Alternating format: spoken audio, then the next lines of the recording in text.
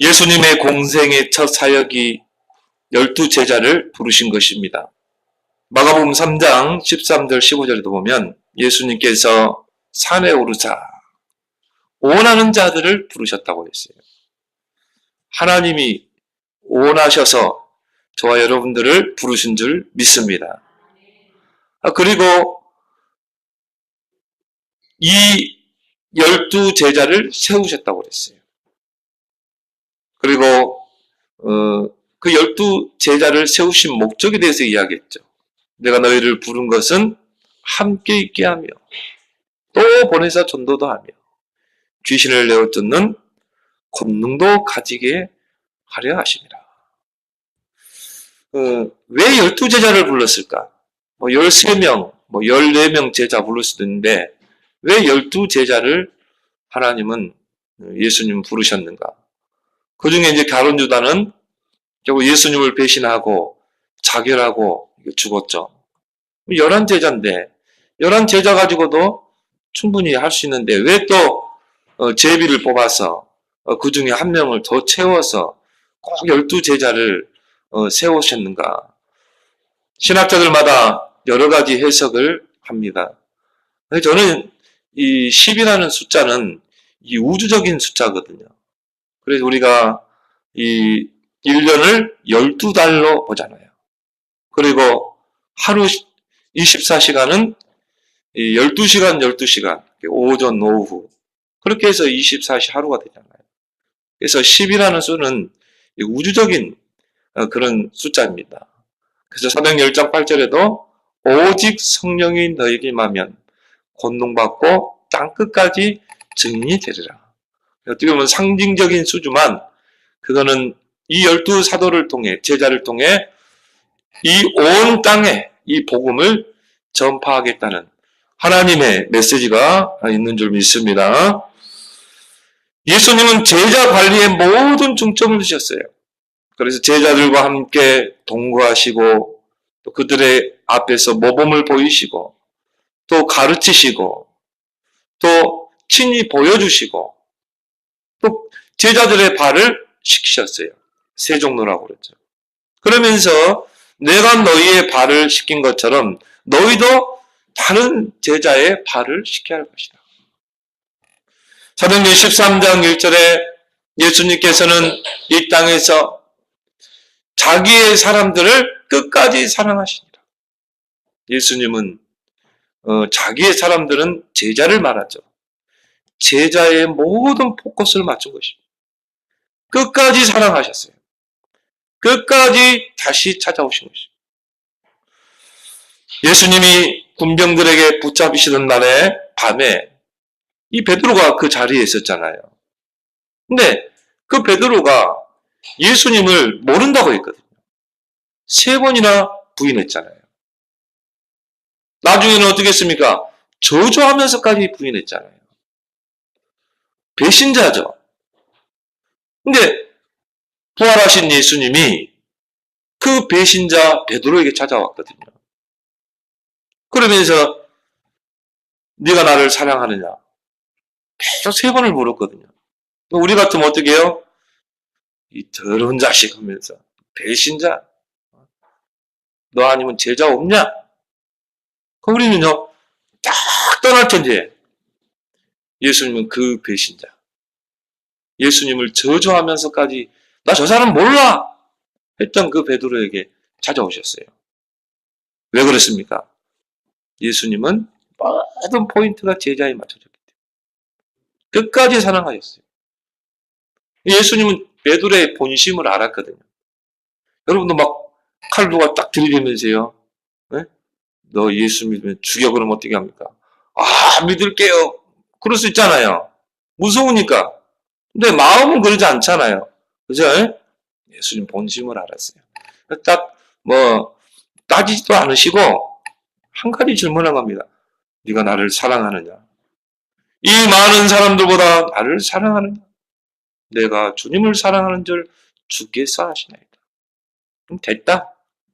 예수님은요 긴 말할 필요 없어요.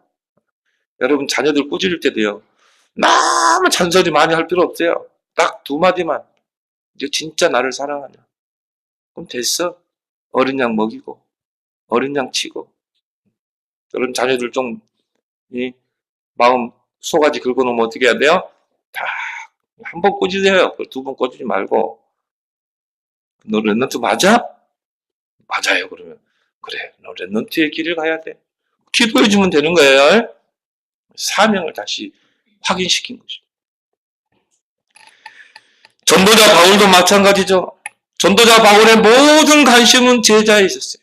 제자의 포인트를 맞췄어요. 사도행전 14장에 그 루스드라에서 유대인들에게 돌에 맞아서 성 밖으로 내던져졌는데요. 그 아픈 몸, 피투성이의 몸을 이끌고 다시 성 안으로 들어가잖아요. 왜 들어갔습니까? 제자를 세우고 나오지 않았다. 바울의 사역의 마무리는 뭡니까? 반드시 제자를 세우고 나오는 것입니다.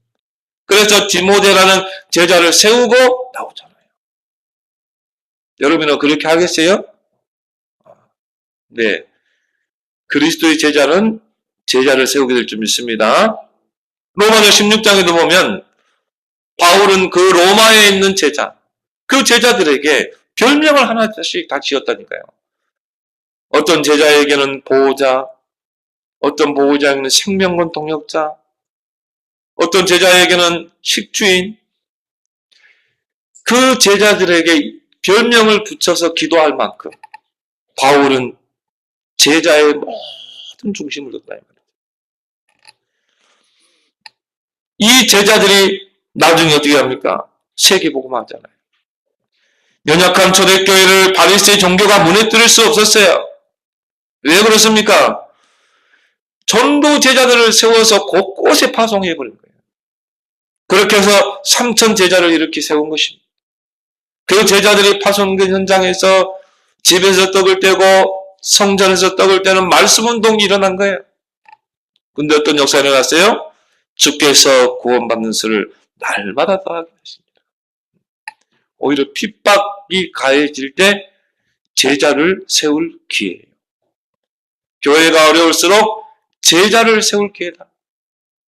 그 제자가 제자를 낳고 제자를 낳는 줄 믿습니다. 로마 제국이 250년 동안 초대교회를 박해했다니까요. 근데 이 제자들이요, 누룩과 같이, 뱀과 같이 쫙 퍼져들어간 것입니다. 그래서 어떻게 해요? 로마 사회를 다, 로마 제국을 복음화시켰다. 결국은 콘스탄틴 대제가 그 기독교 앞에 무릎을 꿇었잖아요. 이게 제자운동이라. 그 누구도 막을 수 없어요. 지금 사회주의 국가들이 기독교를 박해합니다. 의도적으로 특정 종교를 박해하고 있어요. 이럴 때일수록 뭡니까? 이제 누룩과 같이 제자를 키워내는 것입니다. 막을 수 없어요. 제주도에 우리 선교센터를 지었잖아요. 이제 못 들어간다면 불러내서 제자로 세워서 파송하는 거다. 막을 수 없는 것입니다. 제자는 철저히 하나님 손에 있어요. 제자는 감춰져 있습니다. 마태복음 10장에 13장에 보면은 밭에 감추인 보아 그랬잖아요. 제자는 감춰져 있다니까요. 그렇다면 누가 참 제자일까요? 첫 번째로 오직 그리스도 안에 거하는 자가 참 제자인 줄 믿습니다.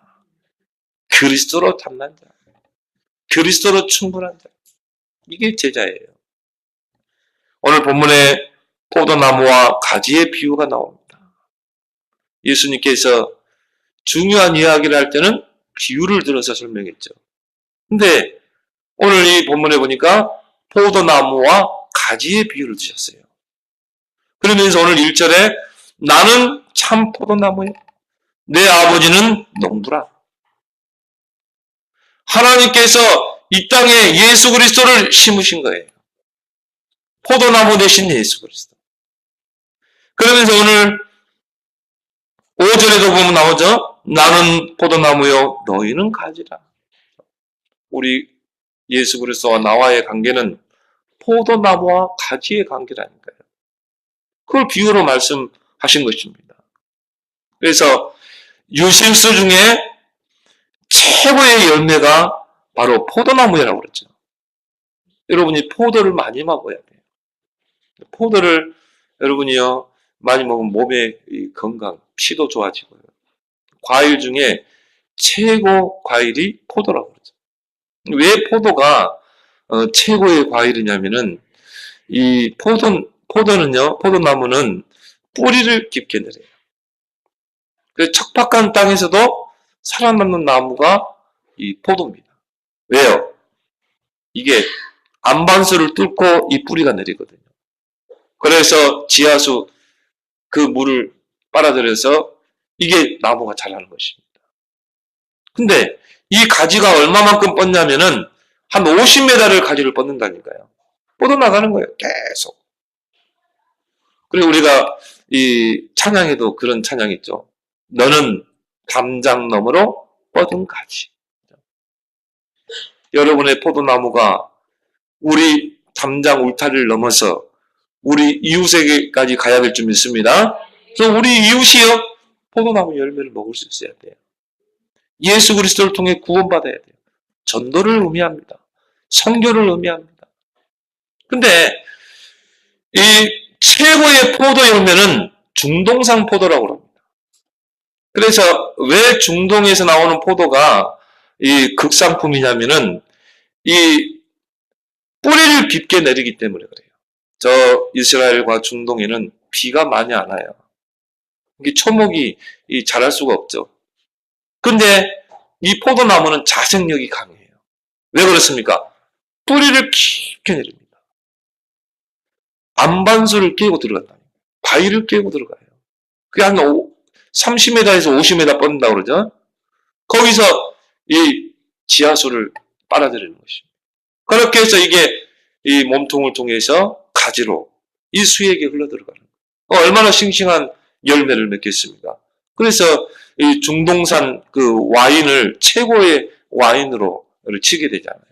그만큼 이 상품이 좋은 것이죠. 예수님이 많은 이 나무가 있는데 왜 포도나무를 이 비유로 드셨는가?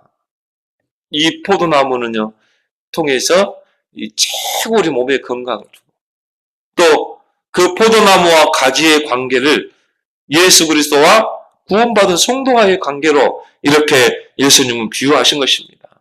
그래서 오늘 4절에 보면은 뭐라 나옵니까? 내 안에 거하라. 그 말이 많이 나오죠. 내 안에 거하라. 나도 너희 안에 거하리라. 5절에도 뭐라 나옵니까? 그가 내 안에 내가 그 안에 거하며 6절에도 내 안에 거하지 아니하며 7절에도 너희가 내 안에 거하고 내 말이 너희 안에 거하며 오늘 9절에도 나의 사랑 안에 거하라. In Christ. 그리스도 안에서. 여러분은 그리스도 안에서 모든 것을 하는 여러분 되길 바랍니다. 그게 제자라니까요. 모든 것을 그리스도 안에서. 그리스도를 풍성히 알고 그리스도를 풍성히 누리며 모든 것을 그리스도로 우리가 그리스도의 증인으로 그 사람이 참 제자인 줄 믿습니다. 그래서 5절에 보면 뭐라 나왔어요? 그가 내 안에 내가 그 안에 거하면 이 사람이 열매를 많이 맺나니 가지가 막 열심히 노력해서 열매를 맺는 게 아니라 그 포도나무 줄기에 가지가 붙어있기만 하면 돼요. 그러면요, 저 지하의 안반수에서 이 수액이 뿌리를 통해서 줄기로 그리고 가지로 흘러들어가는 것입니다. 골로새 2장 3절에 하나님의 비밀인 그리스도 안에는 모든 지혜, 지식, 보화가 감춰져 있습니다. 하나님은 그리스도 안에 다 담아놨어요. 여러분, 10,000가지가 있어도 한 가지 없어서 망하잖아요. 세상 사람들, 세상적인 거 얼마나 많습니까? 그리스도 하나 몰라가지고 죽는다니까요.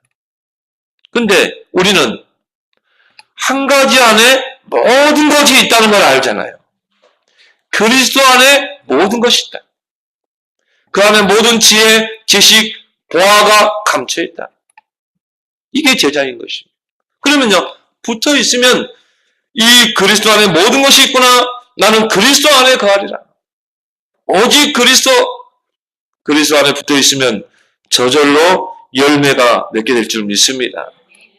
몸부림치지 않아도. 그래서 성경에 보면요, 열매라는 단어가 많이 나와요. 영생에 이르는 열매, 구원의 열매, 의의 열매, 빛의 열매. 갈라디아 5장에서 보면은 성령의 9가지 열매. 하나님께 대한 열매가 뭡니까? 사랑과 희락과 화평. 내가 하나님을 사랑하고, 내가 하나님께 사랑을 받고, 여러분 매일 그러길 바랍니다. 매일 하나님의 사랑 속에 있어요. 늘 하나님 안에서 기뻐하고, 항상 기뻐하러. 그리고 뭡니까? 화평. 내가 하나님 바라보니까 뭐 평안하고, 그 화평이 전달되고. 그리고 우리는 사람에 대해서 3가지 열매, 뭡니까? 오래 참음과 자비와 양선. 여러분요, 하나님의 사랑을 받은 여러분, 내 주변에 있는 사람을 오래 참고 기도하고 세워나가길 바랍니다. 인내, 오래 참. 그리고 뭡니까? 자비를 베푸는 거예요. 선을 행하는 것입니다. 이게 사람을 얻는 비결이라니까요. 그리고 나에 대한 열매가 뭡니까? 온유와 절제, 충성, 온유, 절제. 내가 복음을 위해서 충성하는 것입니다. 생명을 거는 것입니다. 그 다음 온유하고, 마음이 온유한 자, 한마디로 부드러운 자라. 쉽게 분을 내는 게 아니라, 그리고 뭡니까? 절제하는 것. 이게 성령의 9가지 열매라고 그러죠. 이런 열매들이 우리가 그리스도 안에 붙어 있으면 하나님의 시간표에 따라 이런 열매들이 점점 맺혀질 줄 믿습니다. 이걸 보고 우리가 성화라고 그러죠. 점점 우리가 변화되는 것입니다. 우리 안에 있는 가라지가 뽑히고 각인 뿌리 체질들이 바뀌게 되죠. 8절에 보면 너희가 열매를 많이 맺으면 내 아버지께서 영광을 받으실 것이요 너희는 내 제자가 되리라. 여러분이 진짜 그리스도 안에 그리스도로 담나고 오직 그리스도 안에 붙어 있으면 시간표 따라서 열매가 맺히게 되어 있어요. 기도응답의 증거들이 오게 되어 있습니다. 여러분이 내가 이 복음 속에 들어왔는데 왜 나는 변화되지 않는가? 왜 우리 가정은 여전히 어려운가? 왜 우리 가정은 경제가 어려운가? 아니에요. 하나님은 작업하고 계시는 줄 믿습니다. 여러분이 낙심하지 말고요. 계속 포도나무 대신 그리스도 안에 거해봐요. 우리는요, 계속 훈련 속에 집어넣습니다. 우리 언너들을 계속 복음을 듣게 해요. 왜요? 우리에게는 창세기 3장의 근성이 있거든요. 하나님을 자꾸 떠나려고 하는, 복음을 자꾸 떠나려고 하는, 그리고 뭡니까? 마귀에게 종로를 하려고 하는 그런 근성들이 있어요. 그래서 우리가 계속 복음을 듣게 하는 것입니다. 그러면 각인 뿌리 체질이 바뀌는 거예요. 여러분이 그리스도 그 안에 모든 것이 다 있구나. 탐날 때 이때부터 열매는 맺힐 줄 믿습니다. 지금 맺혀주고 있는 거예요. 눈에 보이지 않는 열매가 우리 안에 맺혀있잖아요.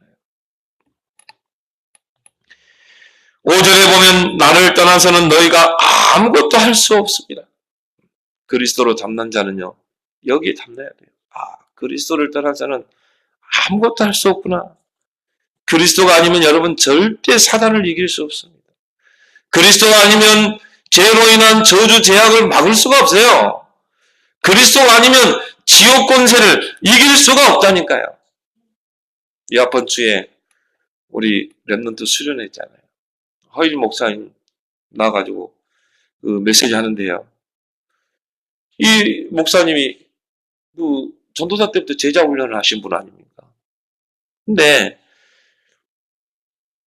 그 자기가 청년 때부터 길렀던 그 제자가요, 서울대 수석으로 합격하고, 대학 때부터 제자 양육에서 키운 제자 아닙니까?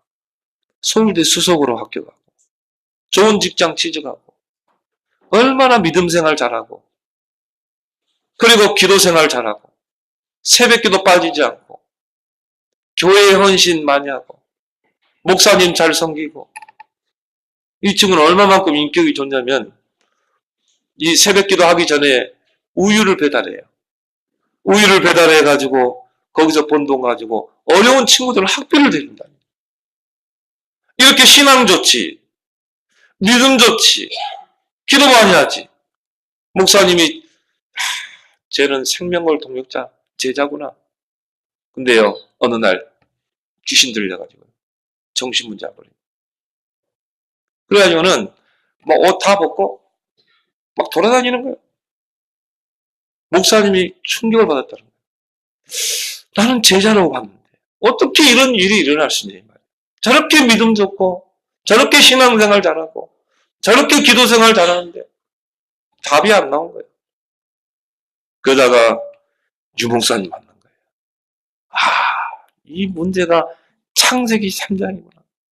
이 인생이 지금 하나님을 떠나 죄와 사단에게 붙잡힌 거예요. 여러분, 그리스도 모르면요, 사단을 이길 수가 없어요. 사단에게 당하게 돼 있어요. 그리스도 모르면요, 음부의 권세를 이기지 못해요. 저주 재앙을 막을 수가 없어요. 신앙생활과 아무 상관없다니까요.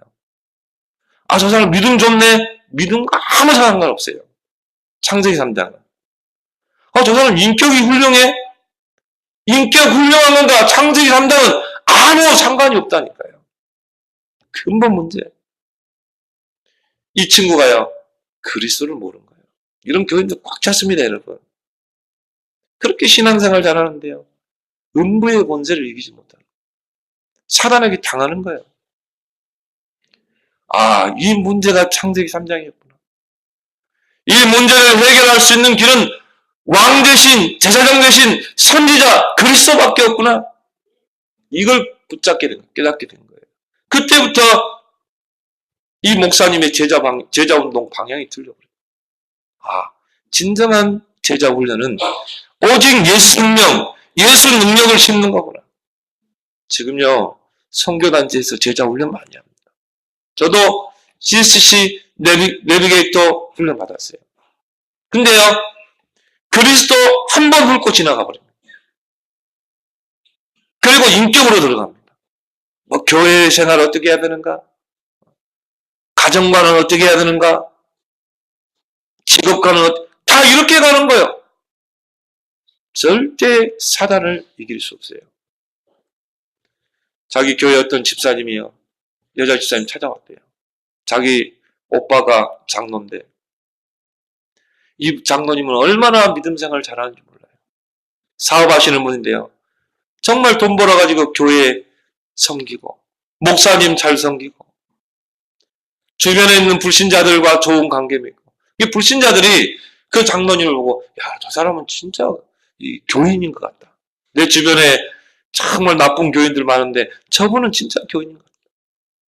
불신자가 인정할 정도로, 목사님이 인정할 정도로 신앙생활 잘하지, 믿음 잘하지, 믿음 좋지, 기도 잘하지. 근데 비참하게 살해당했어요. 포크레인을 짓눌려가지고 살해당했다.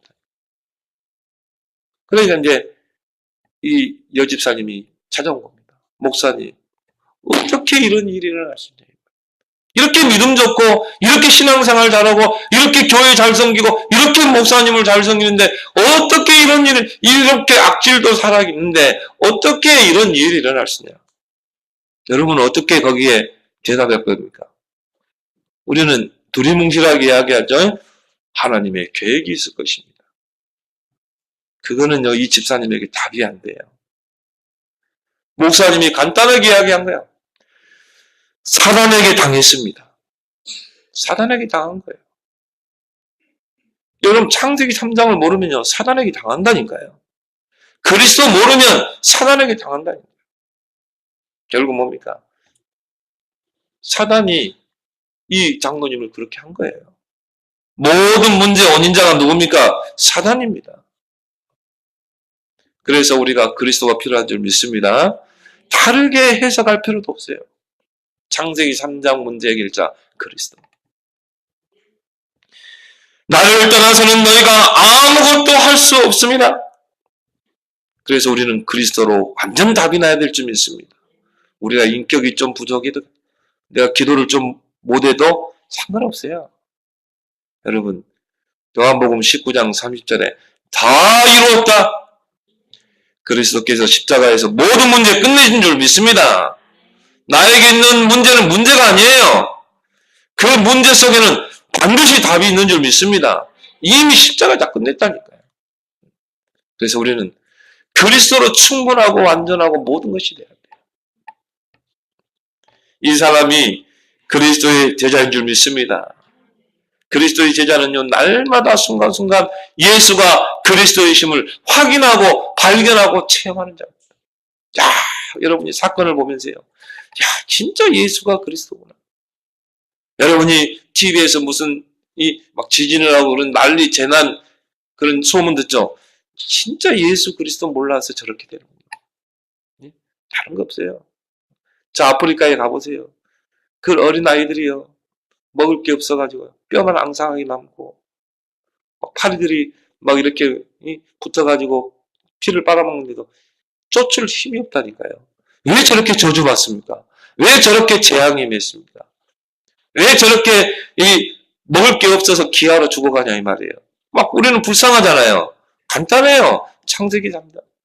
사단에게 당한 거예요. 사단에게 그 나라가 당한 거예요. 사단에게 그 영혼이 당한 거예요. 그리스도 하나 없어서 저렇게 되는 거예요. 이게 그리스도로 탐난 거예요. 그걸 보면서 우리는 어떻게 해야 돼요? 정말 예수가 그리스도구나. 그걸로 끝나면 안 돼요. 그 그리스도가 나의 그리스도구나. 이게 확인돼야 될 줄 믿습니다. 그리스도가 나의 그리스도가 돼야 돼요. 사탄의 권세를 깨뜨린 왕 되신 그리스도. 우리를 모든 죄와 저주에서 우리를 해방시킨 제사장 그리스도. 하나님 만나는 길을 여신 선지자 그리스도. 그리스도가 나의 그리스도가 되길 바랍니다. 그러면 여러분이 가는 곳마다요. 사단이 무릎 꿇게 돼 있어요. 저주 세력이 떠나갈 줄 믿습니다. 모든 흑암이 무너지게 돼 있어요. 그거로 끝나면 안 돼요. 그리스도가 나의 주인이 되어야 될 줄 믿습니다. 갈라디아 2장 10절. 내가 그리스도와 함께 십자가에 못 박혔나니 이제는 내가 사는 것이 아니요 내 안에 그리스도가 사는 것이라.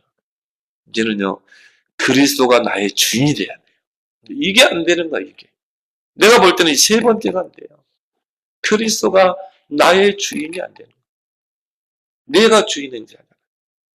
기도 실컷 해놓고도요 내 방법대로 살거든.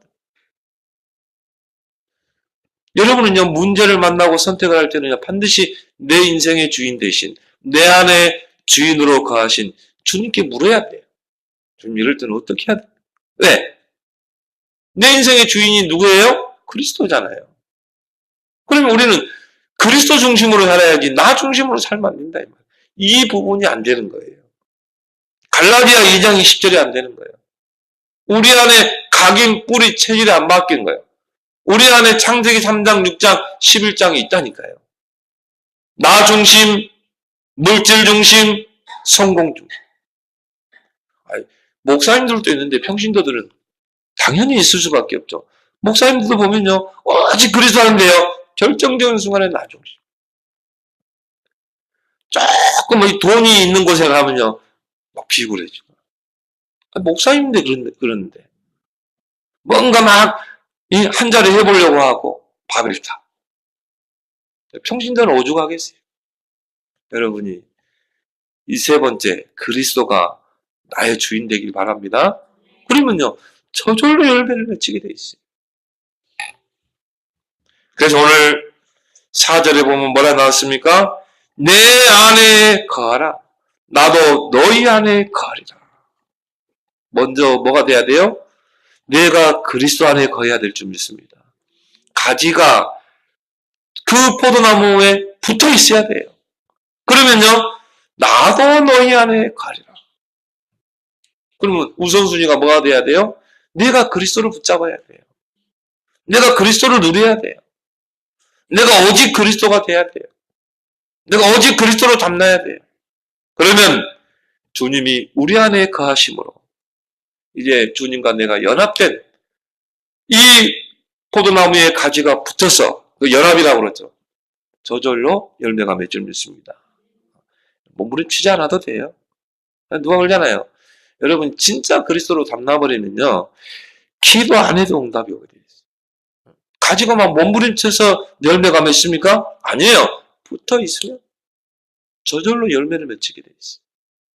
근데 조금 여러분이 기도하면 하나님은 이삭에게 주셨던 100년의 응답을 회복하실 줄 믿습니다. 이게 참 제자라. 오늘 이 제자에 대해서 예수님이 비유로 쫙 설명하잖아요. 두 번째로 어떤 자가 참 제자입니까? 말씀의 흐름 속에 있는 자가 참 제자예요. 그래서 오늘 7절에 너희가 내 안에 가. 또 우선순위 말하죠. 너희가 먼저 내 안에 가야 된다. 그리스도로 담나야 된다. 오직 그리스도를 붙잡아야 된다. 그리스도를 누려라. 그리고 내 말이 너희 안에 가. 무엇이든지 원하는 대로 구하라. 그래야면 이루리라. 말씀의 흐름 속에 있는 자, 말씀의 흐름을 따라가는 자. 마태복음 13장 24절 25절에 보면 우리가 잠들 때 원수가 와서 밭에 뭘 뿌려요? 가라지를 덧뿌리고 왔더니. 그게 같이 자란 거예요. 곡식과. 여러분이 왜 잠들면 안 되느냐? 왜 신앙에 잠들면 안 되느냐? 잠들 때 사단이 가라지를 뿌려요. 원수가. 여러분도 모르게 들어간다. 여러분도 모르게 여러분이요. 뭔가 가라지가 들어와서 각인, 뿌리, 체질로 굳어집니다. 그래서 여러분이 불신앙의 말을 듣지 말라는 게 그거예요. 여러분도 모르게 불신앙의 자리에 딱 가게 되면요. 그 말을 듣게, 여러분도 모르게 사단이 내 안에 들어와서 가라지를 덧뿌리고 가는 거예요. 그래서 뭡니까? 복음 아닌 틀린 것, 다른 것, 망할 것, 각인 내립니다. 뿌리 내립니다. 체질로 굳게 하는 거예요. 그래서 예수님이 오죽했으면 뭐라고 그랬습니까? 너희 그런데 피해서 골방에 들어가. 아예 문을 차단하고 은밀한 중에 계시는 여호와께 구하라. 여러분 그런 자를 피하길 바랍니다. 주님과 내가 은밀하게 누릴 수 있는 그 골방 꼭 찾아내길 바랍니다. 그래서요 이런 것들이 각인 뿌리 책을 내리고 있어요. 여러분이 말씀의 흐름 속에 들어가지 않으면 이게 안 바뀌게 돼 있어요. 우리 연론트들 꼬맹이들 있잖아요. 여러분 메시지 안 들릴 것 같죠? 안 그렇습니다. 같은 말을 계속 반복해서 말하면요. 이 아이들이 처음에는 못 알아들어요. 근데 이게 같은 말을 계속 반복하면 어느 날 들려질 때가 있어요. 들려지면 어떻게 됩니까? 아, 그렇구나. 깨달음이 믿음이에요. 그럼 우리 세상에서 말하는 믿음과 성경에서 말하는 믿음은 달라요. 세상에서 말하는 믿음은 신뢰잖아요. 성경에서 말하는 믿음은 깨달음. 내가 알아가는 거예요. 그래서 내가 복음을 처음에는요 잘 못 알아들어.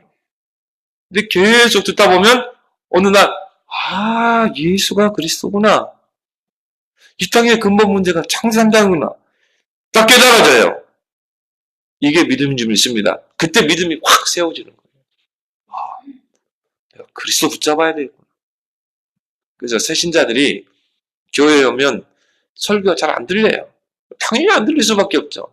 근데 예배에 우선순위를 두고 계속 같은 메시지를 반복해 듣게 되면 어느 날 들릴 줄 믿습니다.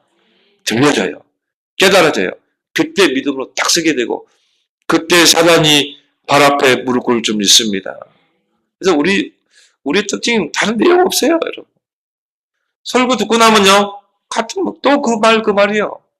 아, 그리스도 창세기 3장, 그죠? 어느 날 깨달아지는 거예요. 랩런트들이요, 어느 날 깨달아지는 거예요. 우리 랩런트들이 왜 어떻게 30분, 40분 설교를 듣습니까? 어른들도 30분, 40분 설교 듣기 힘든데, 네, 이게 들리는 거예요. 반복해서 들리면. 그러면 들리면 그걸 기도 제목으로 붙잡는 것입니다. 그게 오늘 7절 말씀이라니까. 너희가 내 안에 거하고 내 말이 너희 안에 거하면 이게 들려지는 거예요. 무엇이든지 원하는 대로 구하라. 그러면 이루리라. 우리 랩런트에게 영적 서밋, 기능 서밋, 문화 서밋, 삶 서밋에 대해서 계속 이야기합니다. 처음에는 못 알아듣죠. 나중에 이게 깨달아졌다. 그럼 그걸 기도 제목으로 붙잡는 거예요. 그러면 하나님이 이루실 줄 믿습니다. 그리하면 이루리라. 이걸 회복해야 된다. 이게 제자라니까요. 말씀의 흐름 속에. 그래서요, 우리는 메시지가 똑같아요. 핵심 가도 똑같고, 신학원 가도 똑같고, 전도학교 가도 똑같고. 왜? 우리는 한 메시지를 흐름을 타고 가기 때문에. 이게 여러분 아무것도 아닌 것 같죠? 이게 세계복음화를 이뤄내는 줄 믿습니다. 이 여러분 기도수첩 메시지가요, 저 북한까지 들어가 있어요. 북한의 지하교회 성도들이 오늘 여러분이 기도수첩 펴놓고 여러분이 하는 기도수첩죠. 저 북한의 지하교회 성도도 오늘 하고 있다는 거예요. 저 중국의 지하교회 성도들도 오늘의 기도수첩을 하고 있다는 거예요. 저 아프리카에 있는 제자들도 랩런트들도 기도수첩을 한다니까요. 여러분 기도 좀 해야 되겠죠? 당연히 흐름을 따라가야 돼요. 그러면서 각인 뿌리 체질이 바뀌는 것입니다. 말씀의 흐름 속에 있지 않으면요, 우리는 불신하게 자꾸 속게 돼요. 내 생각에 잡혀요. 내 고집을 앞세워요. 조급하게 돼요. 내가 말씀의 흐름을 타지 않는다는 거예요. 말씀의 흐름 속에 있으면 어떻게 됩니까? 여유가 있어요. 정확한 시간표를 보게 돼요. 그래서 요셉은 이 언약의 흐름 속에 있었기 때문에 언약의 흐름 속에서 언약의 여정을 떠난 요셉은 노예로 갔다 이 말이에요. 흔들리지 않았어요. 불안해하지 않았어요. 이게 언약의 시간표구나. 거기서 최선을 다하죠. 기도하면서 여호와께서 요셉과 함께함으로 형통한 자가 됐다. 또 감옥으로 갔다 이 말이에요. 언약의 여정 속의 시간표, 거기에 하나님 계획이 있는 거예요. 기다립니다. 기도하면서 어느 날 그 요셉이요, 바로왕 앞에 가게 되잖아요. 시간표를 봅니다. 거기서 이제 진짜 하나님의 계획을 전달하잖아요. 총리가 돼서 세계복음화하잖아요. 여러분, 이 말씀의 흐름을 타고 이 언약의 흐름 속에서 언약의 여정을 떠나는 자는 하나님의 시간표가 보일 줄 믿습니다. 미래의 시간표도 다 보이게 돼 있어요. 손자병법에 이런 말이 있죠. 적은 항상 내부에 있다. 여러분, 나에게 가장 큰 적은 사단이 아니에요. 바로 나인 줄 믿습니다. 나야 너들 있잖아요. 내가 적이야, 내가. 사단이 적이 아니라니까요. 내 안에 있는 내가 적이에요. 말씀의 흐름을 따르지 않고 늘 불평하고 원망하고 불신앙하고 낙심하고 좌절하고 조급하고 내가 내 안에 있는 적이 나라니까요. 그래서 여러분 나와의 싸움에서 여러분 이기길 바랍니다. 내 안에 창세기 3장의 근성. 여러분이 한 일주일만 말씀 듣지 않아봐요. 일주일만 기도수첩 안 해봐요. 그러면요, 나도 모르게 창세기 3장의 자리에 딱 가 있다니까요. 하나님을 떠나려고 하는 근성. 죄 지으려는 근성. 마귀에게 심부름하려고 하는, 종로로 하려는 근성. 거기에 가 있다니까요. 그래서 하나님께서 광야길 가는 이스라엘 백성에게 언약궤를 따라가라. 그렇죠? 언약궤 따라가면 불평할 필요도 없어. 언약궤 따라가면 불신앙할 시간도 없어. 그 언약궤 딱 보고 그 간격을 맞춰서 가니까 어떤 역사가 일어났습니까? 요단이 갈라지잖아요. 시간표 따라서 여리고가 무너지잖아요. 시간표 따라서 어떻게 해요? 가나안을 정복하잖아요. 이게 언약의 여정인 줄 믿습니다. 이 말씀의 흐름을 따라가는 사람은 뭔가 달라요. 달라도 다른 게 있어요. 에스겔 47장에 성전 문지방에서 흘러나가는 물 발목에 차고 허리에 차면요, 내 맘대로 삽니다. 내 맘대로 하고 싶은 거예요. 그 물이 머리끝까지 잠기면 어떻게 돼요? 물살에 휩쓸려 가는 거예요. 말씀의 흐름 따라가는 거예요. 그래서 이 말씀의 흐름을 따라가고 이 말씀을 이제 내 개인으로 우리 가정으로 내가 하고 있는 그 업으로 흘려보내야 될 줄 믿습니다. 여러분 가정의 기도 제목을요 강단에서 잡아야 돼요. 여러분이 하고 있는 그 일과 업을요 강단에서 붙잡아야 돼요. 기도 제목을. 내가 어떻게 하면 내가 있는 현장을 살릴 것인가 강단에서 흘러나오는 그 말씀 붙잡아야 돼요. 그러면 모든 죽은 현장이 살아나게 될 줄 믿습니다. 오늘 7절에 너희가 내 안에 거하고 내 말이 너희 안에 거하면 무엇이든 원하는 대로 구하라. 그래야 하면 이루리라. 이걸 보고 우리는 뭐라고 그래요? 언약기도라고 그러죠. 이 언약기도는요 최고 최상의 기도, 명품 기도입니다. 그래서 하나님이 가장 원하시는 기도는요 언약기도. 많은 사람이 다 틀린 기도예요. 금식기도, 상기도, 들기도, 뭔가 달라는 육신기도. 하나님 보실 때는요 다 틀린 기도예요. 하나님 보실 때 최고 명품 기도가 뭡니까? 언약기도인 줄 믿습니다. 오늘 7절에 나온 말씀이죠. 너희가 내 안에 거하고 내 말이 너희 안에 거하고 그리스도 안에서 내게 주신 말씀을 언약으로 붙잡고 기도하면 하나님이 거기에서 응답을 주실 줄 믿습니다. 근데요, 응답 안 와도 그게 응답. 예레미야 33장 1절에 예레미야가 시대뜰에 갇혔어요. 1절에 보니까 뭐라 나왔습니까? 그때 예레미야에게 두 번째로 하나님의 말씀이 임하니라. 하나님이 말씀을 주시죠. 그건 뭘 말해요? 그 말씀 붙잡고 부르짖으라는 것입니다.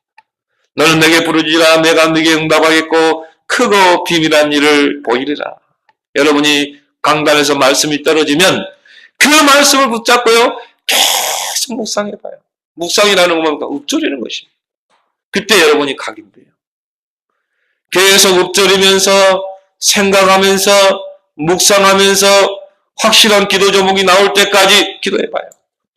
내가 응답받을 기도 제목, 우리 가정의 기도 제목, 내가 하고 있는 그 업의 기도 제목, 여러분이 학생이라면 내 학업의 기도 제목, 그 확실한 기도 제목이 딱 떠오를 때까지 말씀을 쪼개라.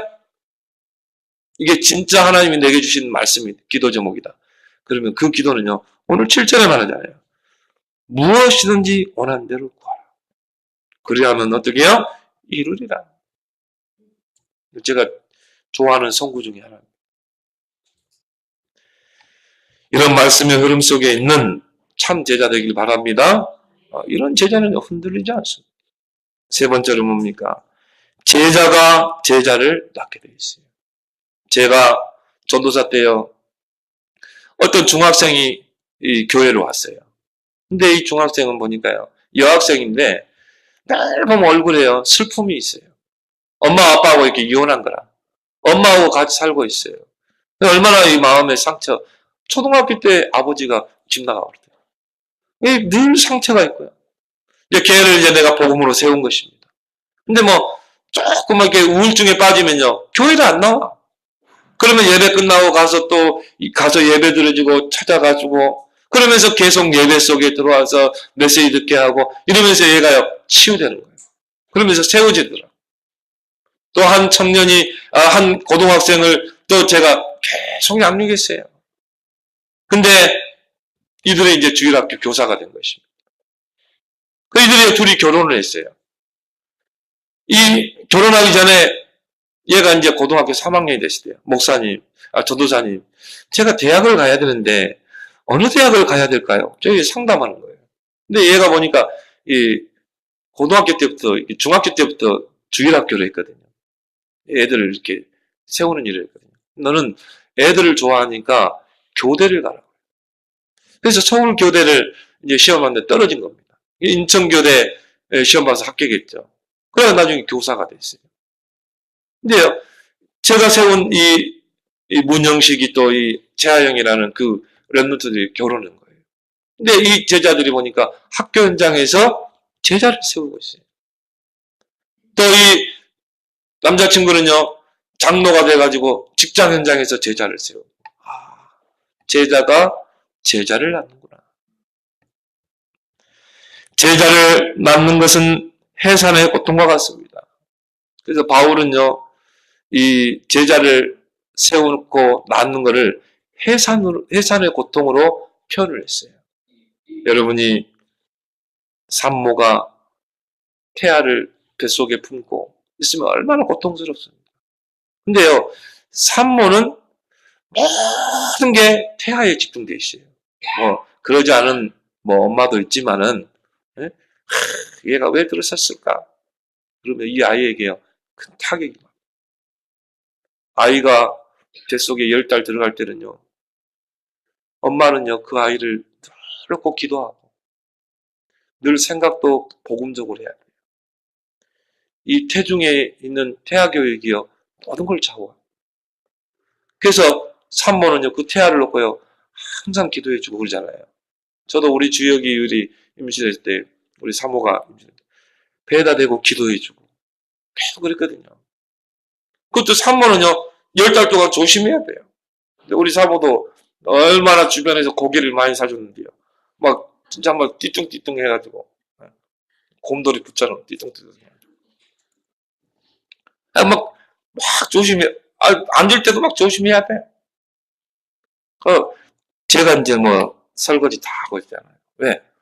산모는 태아에게 모든 게 집중되어 있어요. 우리가 제자 한 명 세우는데 이만큼 집중해야 한다. 그래서 고린도전서 4장 15절에 그리스도 예수 안에서 내가 복음으로써 너희를 낳았습니다. 바울은 고린도 제자들에게 뭐라고 합니까? 복음으로 너희를 낳았다. 빌립보서 1장 10절에 그 바울은 오네시모에게 이렇게 말합니다. 갇힌 중에서 낳은 아들 디모데. 같이 감옥에 있어 그 도둑놈, 응? 새해 같은 인생 그 오네시모를요 복음으로 세우고 양육해서 제자로 세웠다니까요. 그걸 뭐로 표현했어요? 복음 안에서 낳은 아들 디모데. 디모데전서 1장 2절에 믿음 안에서 참 아들 된 디모데에게 편지하노니. 바울은 결혼을 안 했어요. 근데요, 그 디모데를 뭐라고 했어요? 복음 안에서, 믿음 안에서 참 아들 된 디모데. 상고의 고통을 통해 낳은 아들 디모데. 디모데후서 1장 2절에 사랑하는 아들 디모데에게 편지하노니 디도서 1장 4절에는 나의 참 아들 된 디도에게 편지하노라. 갈라디아 4장 19절에 나의 자녀들아 너희 속에 그리스도의 형상이 이루기까지 다시 너희를 위하여 해산하는 곧 수고를 하노니. 갈라디아 교인들이 바울이 세운 교회가 아닙니까? 근데 다른 복음에 막 귀를 기울이는 거예요. 교회 안에 이런 다른 사상을 가지고 침투한 자들의 말을 듣는 거예요. 그러니까 교인들이 흔들리는 것입니다. 그때 바울이 갈라디아서를 써서 보내면서 갈라디아 교인들과 제자들에게 하는 편지입니다. 내용입니다. 나의 자녀들아 너희 속에 그리스도의 형상에 이르기까지 다시 너희를 위하여 해산하는 고통을 하노니. 제자 한 명 세우는 게요 쉽지 않습니다. 여러분 불신자 만나서 복음 전해가지고 그 사람을 영접시키고 그 사람을 양육해가지고 교회화시키고 제자화시키고 재생산하는 거는 진짜 산모가 10달 배에 아이를 품고 그 아이를 잉태하는, 해산하는 그 고통과 비슷하다.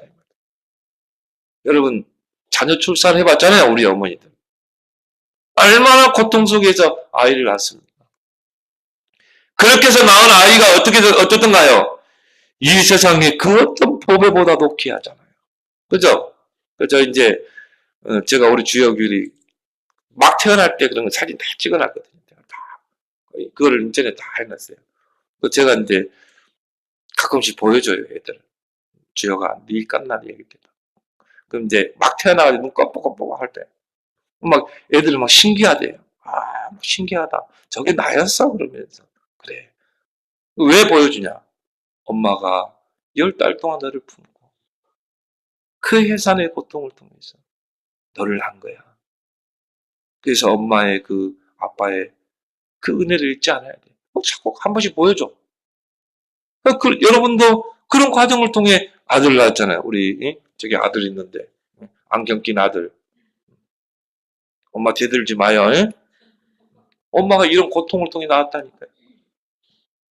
제자 한 명을 찾고 세우는 거는요, 이만큼 해산의 고통이 필요한 거예요.